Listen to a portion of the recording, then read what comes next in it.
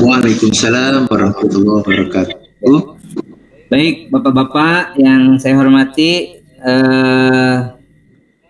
semangat pagi. Semangat pagi. Luar biasa. Jadi saya ingin punya dulu satu energizer ya. Jadi kalau saya bilang PSP, Bapak-Bapak menjawab hebat. Siap, Bapak-Bapak? Siap. Ya, PSP. Hebat. PSP. Hebat. Alhamdulillah. Ya, mudah-mudahan kita selalu diberikan kesehatan ya untuk bisa mengikuti kegiatan ini.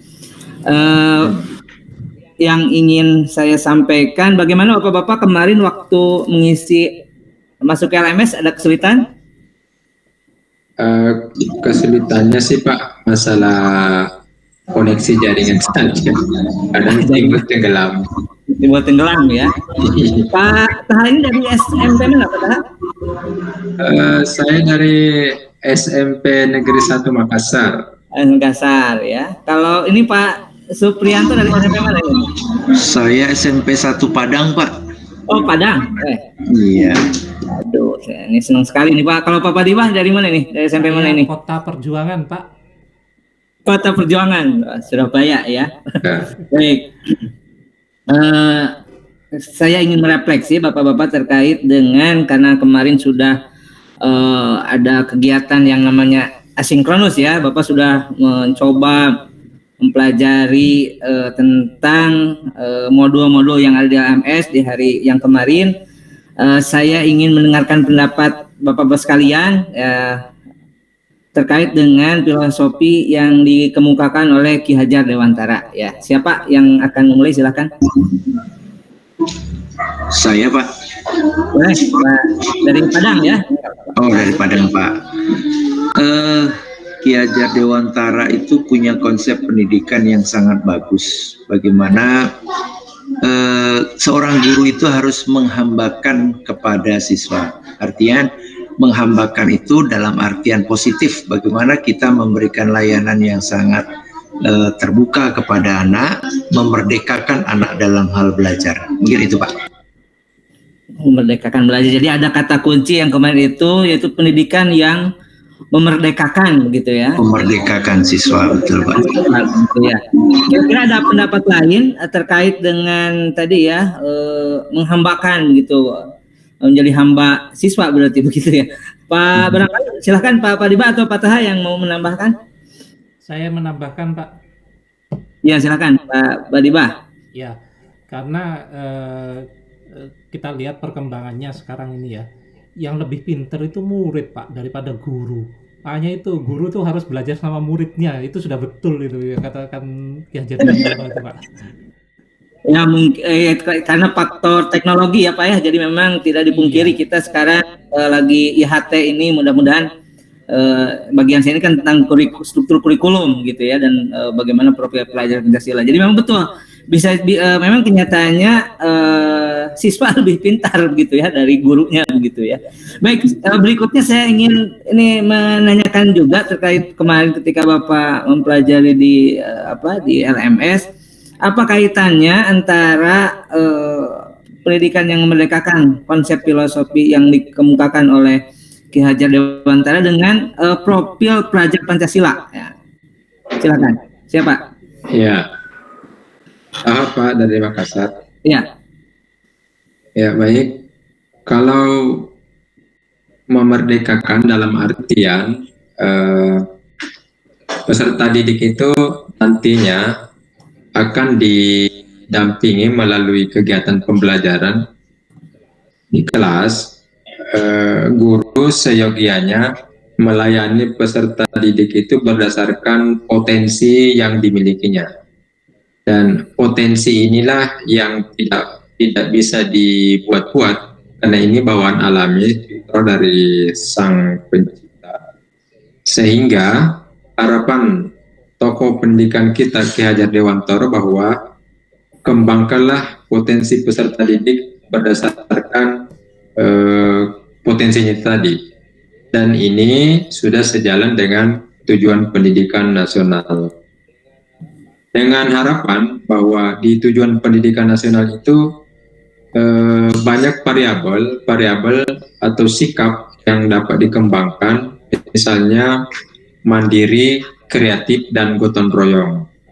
Kalau peserta didik ini menunjukkan indikasi-indikasi menerapkan nilai-nilai tersebut, maka sejalan dengan nilai-nilai karakter yang ada di dalam Pancasila. Kalau peserta didik tersebut mampu menerapkan dan mengimplementasikan di sekolah misalnya, maka dengan sendirinya peserta didik itu dinamakan telah menunjukkan profil pelajar Pancasila. Ya, demikian. Ya, berikan aplaus Bapak-bapak untuk Pak Toha dari SMA yang satu Makassar, luar biasa ya, yang disampaikan sangat lengkap sekali. Baik, kita akan beranjak ke materi selanjutnya ya, terkait dengan di LMS ya. Kita coba lihat urutannya karena ini kita menggunakan pendekatan merdeka gitu. Kita akan masuk ke bagian selanjutnya, yaitu kita akan silahkan Bapak Ibu baca di LMS. Kita akan masuk ke room ya, ke grup room. Di situ akan mengerjakan tentang potensi, tantangan, solusi dan dan dukungan ya. Saya beri waktu Bapak-bapak untuk masuk ke room masing-masing ya, ke bor masing-masing. Pak Dibah ini silakan ke bor 1, Pak Toha di bor 2 ya. Ya Pak, bor 2. Pak Supri di bor 3 ya. Saya beri waktu silakan untuk berdiskusi selama 20 menit ya untuk menjawab, mendiskusikan terkait yang harus disampaikan. Ya. Ada pertanyaan? Cukup? Jelas? Jelas Pak? Cukup Pak, cukup. Ya. Baik, kita sudah 20 menit. Luar biasa. Bagaimana diskusinya tadi ini di main room? Wah, seru Pak. Seru. Ada yang alot Pak. Alot nih. Berdarah-darah kita ini berjuang. Iya. Banyak pendapat ya, sangat menyenangkan sekali. Silang pendapat kami Pak. Ya. Siapa yang akhirnya akan? Kami dapat juga. Oh, dapat ya. Oh, baik Pak. Kalau begitu silakan, siapa yang akan mempresentasikan di kelompok 1, 2, 3 terlebih dahulu? Pak Supri mungkin, atau Pak yang mempresentasikan hasil diskusinya, silakan.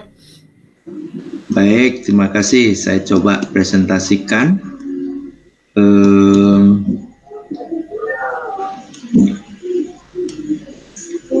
Sebentar.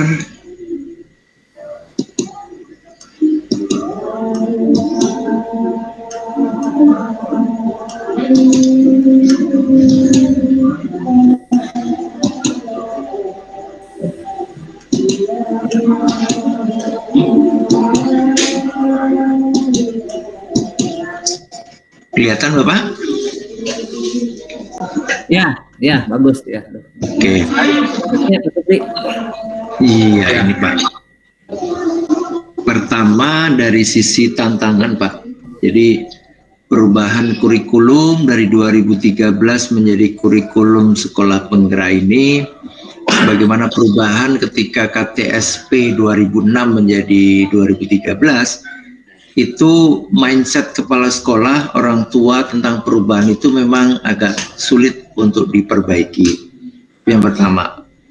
Yang kedua, ketika melihat struktur kurikulum tadi, itu berarti harus membutuhkan tambahan-tambahan guru, tambahan-tambahan sarana prasarana yang lebih variatif Pak.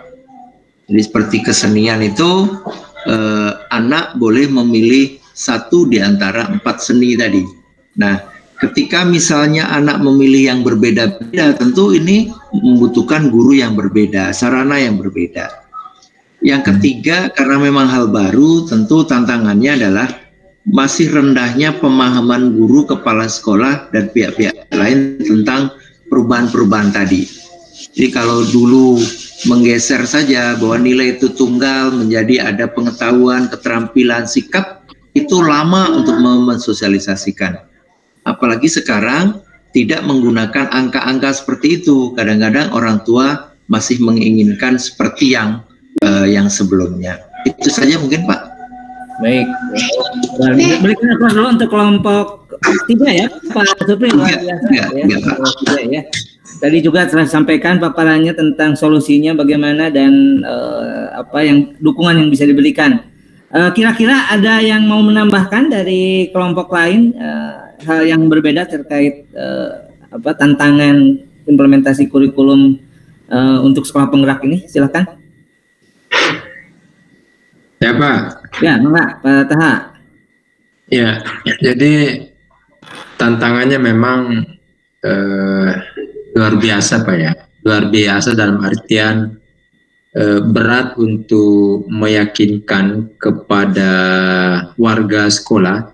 Jadi mulai dari kepala sekolah, tim guru, tata usaha, karena mereka itu saat ini di posisi yang nyaman, sudah merasa familiar dengan kurikulum 2013, sehingga ada tawaran baru itu butuh proses, dan biasanya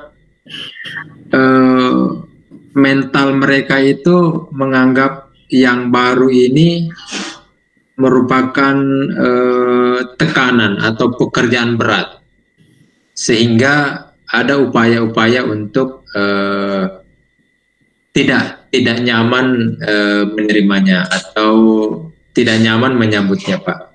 Itu pasti terjadi di lapangan. Terima kasih. Pak Padibah, ini saya ingin tahu kendalanya semacam itu, kira-kira solusi dan dukungan yang bisa berikan semacam apa itu Pak Padibah untuk kasusnya di SMP 1 Makassar ya? Kira-kira gimana Pak Padibah? Ya, solusi yang saya tawarkan. Nah, ini kan bisa dimulai dengan mungkin memperkenalkan dulu perubahan-perubahan ke depan yang akan terjadi dalam pengembangan kurikulum ini. Apalagi kalau ini terjadinya di sekolahnya Pak Taha ya. Nah, Pak Taha ini kan sudah ikut pelatihan ini Pak, pelatihan ini ya. Nah, dari hasil pelatihan ini kan bisa dibicarakan di sekolah ini. Nah, itu tugas penting itu dari Pak Taha sendiri. Ini salah satu solusi.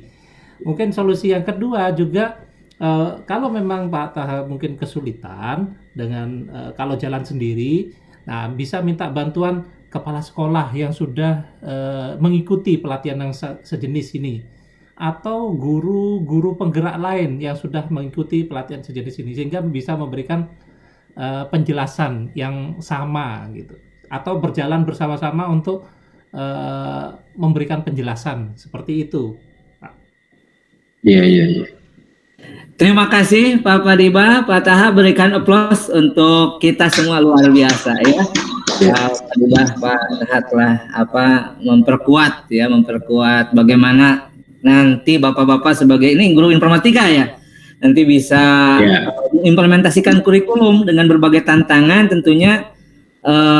Ini informatika kan sekarang di kurikulum kalau bapak lihat untuk menjadi wajib ada, yang dulunya tidak ada. Ini kesempatan semua, itu juga peluang ya. Selain juga di informatika mungkin mensosialisasikan kurikulum yang lain yang menjadi tugas tambahan karena bapak yang diundang ya untuk mengikuti untuk mengikuti pembelajaran daring ini. Tidak terasa bapak-bapak sekalian, ternyata kita asik belajar ini sudah sampai waktu terakhir. Kira-kira saya ingin dapat satu refleksi sajalah. Karena waktunya sudah sangat mepet. Silakan siapa yang memberikan refleksi untuk kegiatan belajar kita? Singkat saja. Pak, ya silakan. Terima kasih atas kesempatannya.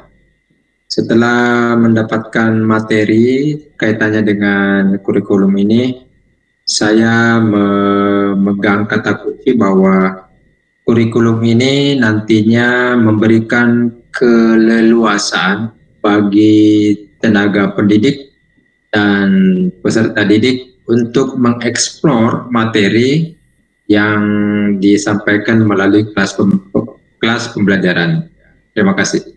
Baik, terima kasih semuanya. Ya, terakhir mungkin, jadi nanti kita masuk kegiatan ini masih lama ya, baru hari ketiga, jadi silakan dicek LMS-nya untuk asinkronus ya, terutama untuk melihat, terutama dilihat lagi struktur kurikulum yang baru ini supaya kita pemahaman menjadi lengkap ya ketika menjelaskan ke teman-teman guru yang ada di sekolah dan bagaimana mengimplementasinya. Saya akhiri saja pada pertemuan siang hari ini. Mudah-mudahan besok kita masih berikan umur, kita akan melanjutkan ke sesi berikutnya. Saya akhiri dengan Assalamualaikum warahmatullahi wabarakatuh.